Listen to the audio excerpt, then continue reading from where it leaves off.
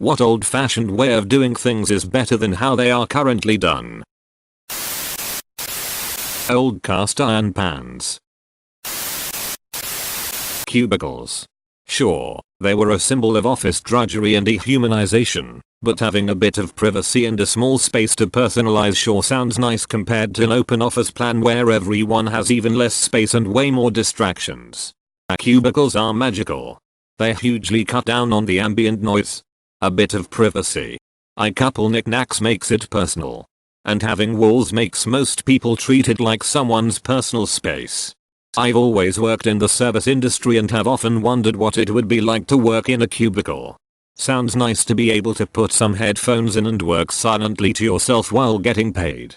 I'm sure it has downfalls too though. Maybe I need 2 part-time jobs, one with a cubicle and one I can walk around, interact and serve people. In my town there's an independent FM radio station entirely run by volunteers. Hosts get a 3-hour show in a regular time slot, and many of them have held on to their time slot for 15, 20, 25 years. They come in and play 3 hours of the music they love and are happy to talk about the performers, the history of the bands, how a particular recording came about, etc. It's not music that's guaranteed to get the most listeners or get the highest ratings or whatever. It's just a host who's passionate and extremely well informed about his or her favorite genre and is happy as hell to share that knowledge with us. That's vastly superior to commercial radio and most of the streaming services. Edit. One exception is Sammy Hagar's syndicated streaming radio show. Not only does he do the same kind of thing, plays great music and knows everything about the bands, a lot of the time he's friends with the performers and can share personal stories about performing with them, backstage antics, etc. Edit 2. Link to WMSE for anyone interested. Streaming audio is available. My university had a similar FM station that was open to anybody in the community. The years I spent as a DJ there are some of my best college memories. Anybody with a station like this in their area should support it. Edit. If you're in the Pittsburgh area, tune in and support WRCT 88.3. Children playing unsupervised. Sure, they may have had a few more cuts and bruises when every moment wasn't planned and watched over, but the benefits of hours of exploration, playing alone outdoors or with the neighborhood kids with just their imagination, makes kids strong and independent. Fosters a love for exercise and being outdoors, gives them practice in finding their place in the world. It weirds me out to think my friends and I used to just roam alleys, under freeways, abandoned lots. Parents had no idea where we were, but we were back by dark and that's all that mattered. I'd get thrown in a foster home for neglect now. We used to go to the library regularly on weekends. Eventually, my dad stopped doing it after he remarried, and I asked him if we could please go. They told me if I really wanted to I could just bike there myself. That paved the way to many years of joy, freedom and exploration as I roamed around town, through the woods and to stores, restaurants and other places, all on my bike. Even now, I still go on bike rides and use it to make short trips into town if I don't feel like driving, despite the fact that I've had my license for 7 years. Whipped cream.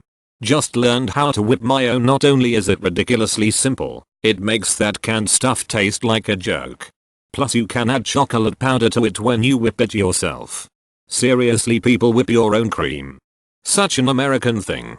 To my knowledge, I've never had canned whipped cream. I'm 38 yo. I learned how to whip my own cream in kindergarten. Dang it, America is just no fun. I just think of all the missed years. Shaving. I always had problems with shaver burn and with the expensive brand name razors. Then I tried an old-fashioned one-blade safety razor and my morning routine changed forever, for the better. It's so much more fun, but the danger is real.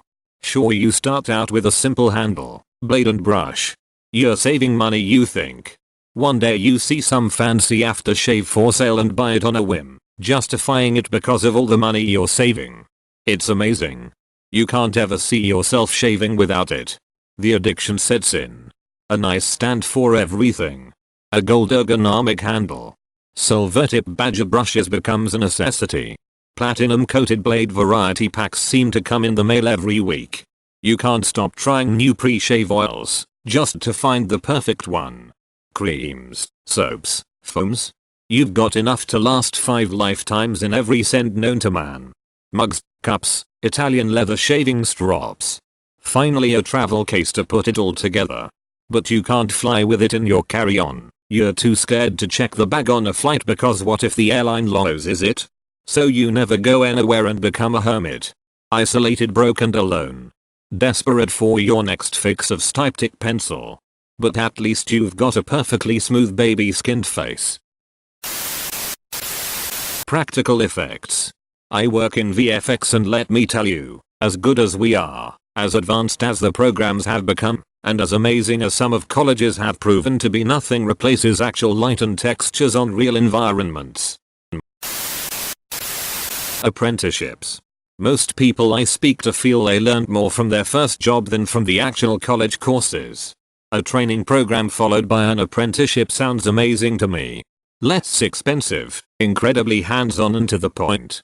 Imagine paying a fraction of current college tuition while getting real-life experience, built-in mentorship and none of the filler courses or abstract academia genius. Our grandparents canned what they could can from their own vegetable and fruit gardens. All winter long, the canned veggies and fruit tasted so much better than what you get in the can today.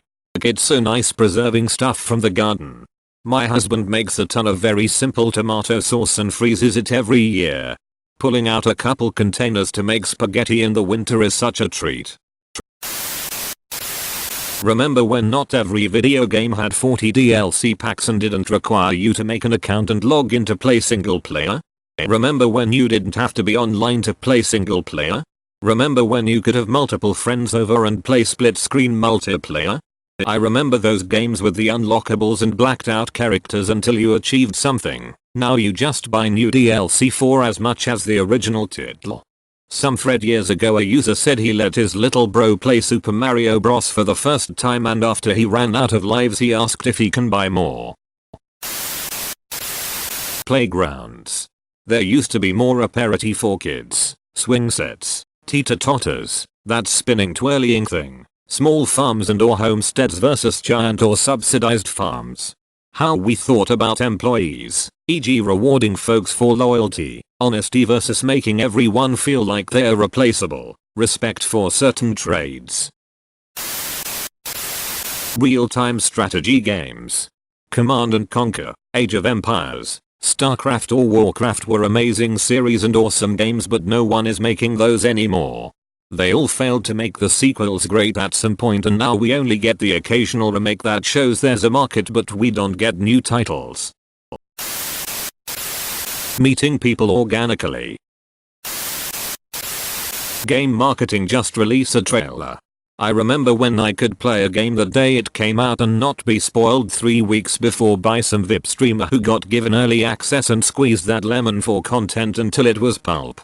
Especially with games like Hearthstone. I used to love the first couple of days of new expansions when everyone was finding decks and more fun stuff was played. Now the streamers have had access and found all the good decks from the get-go and everyone just net decks them. I would usually come back to HS when a new expansion comes, but I've just given up now. You could also just not watch any streamers. I've been gaming for 30 years and I've never understood the appeal of watching them play a game and yell dumb shit at the camera. We used to build things to last as long as they could. Now we purposefully build things to fail in 3-5 years so we can sell you another one. Edit. Some people seem to be confusing not build to last with build to fail. Yes, many things made decades ago were not built to last, but similarly, they were not intentionally built to fail in an artificially short time frame. It's about the intent of the manufacturer. Planned obsolescence is much more common now than it was decades ago. My dad's house was built in the 50s, along with about 80 others, to accommodate the workers in a now long-filled quarry nearby. Once the quarry was unused, they gave them away as cheap housing for the poorer folk, council houses as we call them in the UK, and therefore the area I grew up in was considered a poor neighborhood. But here is the thing, those houses, as hideous as they are actually built to much better specs than most modern housing. It's solid brick on excellent foundations, with decent plumbing and electrical routes. It stays cool in the summer and warm in the winter. The only downside used to be the windows, but once they got replaced it was pretty much perfect. Now these crap, tiny 2-bed houses are worth a small fortune and are being bought up by people who don't want to make mansion type building. The area is suddenly a little more classier, which I have mixed feelings about, and all because builders back in the fucking 50s knew how to make something that lasted. The place now goes for about £200,000, 260,000 US dollars, which isn't a huge amount compared to a lot of houses these days, but considering it was made for -70 years ago, it just shows how good quality goes a long way. Yep, I inherited a 1946 GE refrigerator. Still works, never serviced. It's a death trap for kids, but still. Lots of things with cars. Electronic trunks that you can't close on your own. Push button starts. Everything being on a touch screen. You have to look at it when you do something because you can't feel for it like you would with a knob or button. No spare tires. Touch screens in vehicles are really far more dangerous than buttons and knobs. You take your eyes off the road for a longer period of time to ensure you press the right button on the screen, and you sometimes have to cycle through several menus to get to the right screen. With the older physical buttons and knobs, they were more tactile and you could feel your way around them, thus reducing the time you took your eyes off of the road. Interestingly, this is also the reason texting and driving related collisions began drastically spiking in the late zeros with the advent of smartphones. While texting and driving was always ill-advised and dangerous, the old brick phones had physical buttons one could feel, and once you got used to texting on them, you knew which letters were associated with which numbers and how many times a number needed to press to get a certain letter. I got to the point where I could tap out a text without even looking at my phone, only giving a quick glance at the end to make sure it was correct. With smartphones, there is nothing physical to feel, and the keyboard is much more extensive, requiring you to look at the phone for much longer periods of time. Eyes on phone for longer periods of time results in an exponentially greater chance of a collision. Again, it wasn't ever safe to text and drive back in the tactile button days, but it got 1,000 times worse with smartphones. Cooking your own meals. Lord knows I still buy frozen boxed foods for days that are hectic, and I'll love me some takeout, but pretty much every meal I cook myself has larger portion sizes, better nutrition, and a lower calorie count than an easily obtainable takeout or boxed equivalent. They typically taste better too. I think everyone should be required to take a basic domestic science class in high school. It's just part of being an adult. People act like I'm a fucking wizard when I make a simple soup from scratch. It boggles my mind. I learned how to do it at like 8 or 9, I think. You don't have to get super fancy, but seriously, by the time you're an adult you really ought to be able to make at least a few basic meals. Dude, right? Like I breaded some chicken and threw it in a pan. I didn't split the atom. Learn to cook, guys. When it comes to crafts, almost everything.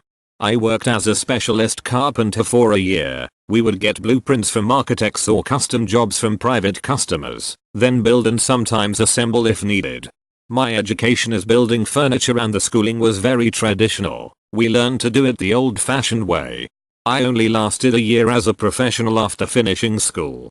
It was so sad how shitty quality everything being built was. Everything from paint to materials to construction is made to be as efficient and cheap as possible. Quality is not a concern for 98% of the customers we had. It's really sad to see, but at the same time no one is prepared to pay the amount you used to. Gassing up your car. Way back in the day, you'd pull into a gas station, and a literal pit crew would wash your windows and check your tires in addition to pumping the gas for you. Now you got to get out and do all that yourself like a sucker. Mass production in general. We're all accustomed to just throwing away things THST break and don't last. My parents still have a microwave they got for their wedding 23 years ago, but we've had 4 toasters in 3 years. Farming could stand to drop back a couple decades. While quantities have never been higher, quality has taken a dive. The machinery has become too big, too expensive, and too hard to repair. And in the case of livestock, all care for the quality of life of the animal has vanished. I have 4. Nothing cooks better than well-maintained cast iron. I used to cook with cast iron pans exclusively. Then I moved into a place without a nat gas stove, and I was sad. I really miss carousels, what we called the spinny things, at playgrounds. A lot of parks had them when I was little, but as time wore on, almost all of them were replaced because they were too dangerous. There's only one park left that I know of that has one, and if I ever have kids, I really hope it's still there when they're old enough to play on it. Voting with a paper ballot. One could argue democracy is only possible that way. Letting creator-driven video game design ethos take the reins instead of this predatory, psychologically exploitative loot box corporate platform nonsense. I miss games that were actually imaginative and didn't treat me like a living revenue stream. There are real vampires in this world, and they work for EA Activision. Music before home studios were as good as the professional variants and orders of magnitude cheaper. The expense and difficulty of using these tools used to act as a sort of moron firewall that ensured at least some vetting was done before an artist got to lay down a track. Today, any mumble bunny can meow whatever horseshit into his home mic and distribute it globally. It has ruined centralized music making and, in the process, robbed our collective cultures of a touchstone of generational communication. As a corollary to most of these points, the world was better before everyone defaulted to the laziest possible mode of doing things. Convenience takes more than it gives. Yeah, it's convenient to be able to get any album, any game, any song on your pocket rectangle, but the world was 20x more fun when there were record stores, gaming stores, and movie stores with locally curated items and the occasional oddity. They were cultural hubs that no message board can really hope to replicate. It was highly social, lots of fun, and enriching. In almost every way we have settled for less, and it really disappoints me how people don't realize that it doesn't have to be like this. Educational television. Science Channel, History Channel, Discovery, TLC, A&E and so on. All seem to be so much worse than when they started. They seem to be about trying to increase viewership with only the most simplistic of presentations, rather than presenting something of real educational and applicable value. Yes. They suck so much now. A lot of the ones you listed are now reality TV focused also, or do so much conspiracy theory crap that it's hard to take anything they show seriously. Not saying there are no conspiracies that aren't true, but they take it to the absurd. I used to love science, history, and discovery, and now I don't even waste my time. Amazon Prime has some fantastic documentary shows I found which makes my little nerd heart happy again. Job applications. Why can't I just print my information out, walk into some place, say hi, drop it off, leave, and wait for a call back? But no. Now you need to make 50 different usernames and passwords online, refill out all of your information x10, tell them your gender and ethnicity, how often you smoke, what kind of car you drive. All to never get a single call back, because if there was one tiny error with whatever you had, and their automated applicant assessor deleted you.